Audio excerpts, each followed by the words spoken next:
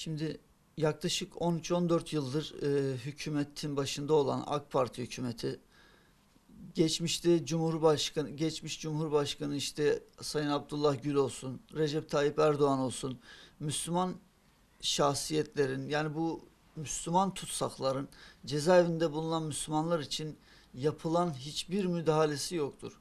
Yani bunlar için daha artık neyi beklemektedirler?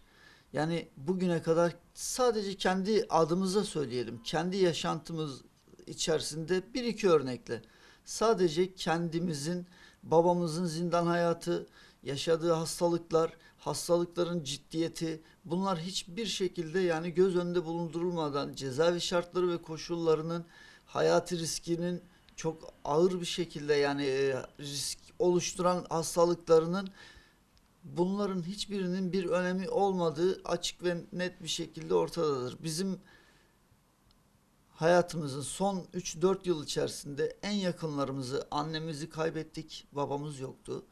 Dedelerimizi kaybettik, babamız yoktu. Şimdi zindandaki babamızı mı bekliyorsunuz? Yani zindandaki babamızı mı kaybetmemizi bekliyorsunuz? 7-8 ay içerisinde cezaevinde sürekli kontroller ne kadar gidilse de geciktiği için bu kontrollerden dolayı midesinde lekelenmeler çıktı. Ve biz de bunu dışarıdan araştırdığımız kadarıyla bu midedeki lekelenmeler yani kullandığı ilaçlar üzerinden oluşan bir rahatsızlık.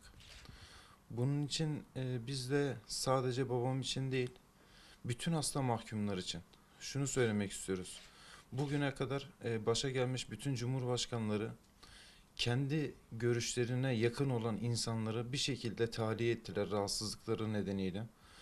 Örneğin Ahmet Necdet Sezer'in Cumhurbaşkanlığı dönemine bakabiliriz. Birazcık araştırma yapıp da kaç kişi hastalığı nedeniyle tahliye olduğuna bakabiliriz solcu kesimin.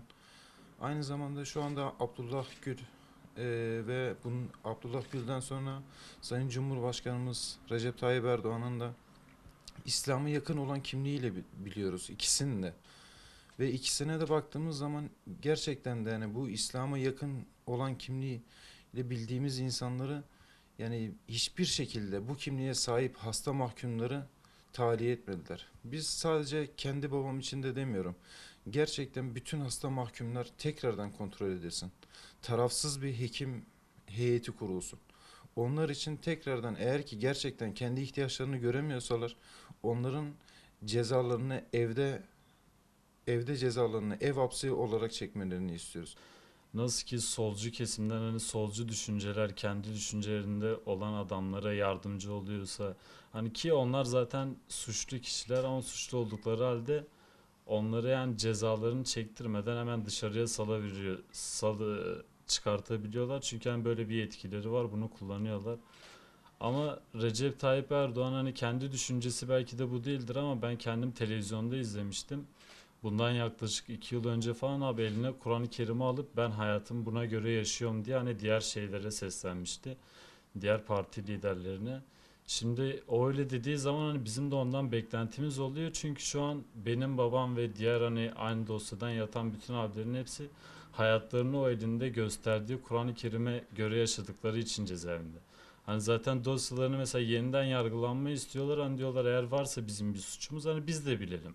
Hani biz suçsuzuz diyoruz. Eğer hani varsa bir suçumuz hani siz de bilin biz de bilelim ama böyle bir şey de verilmiyor. Şimdi Cumhurbaşkanı'nın elinde bir af yetkisi var. Bunlar zaten hani affedilmesi değil aslında af dilenmesi gereken kişiler hani bu cezaevindekiler. Hani onlardan af dilenmesi gerekiyor.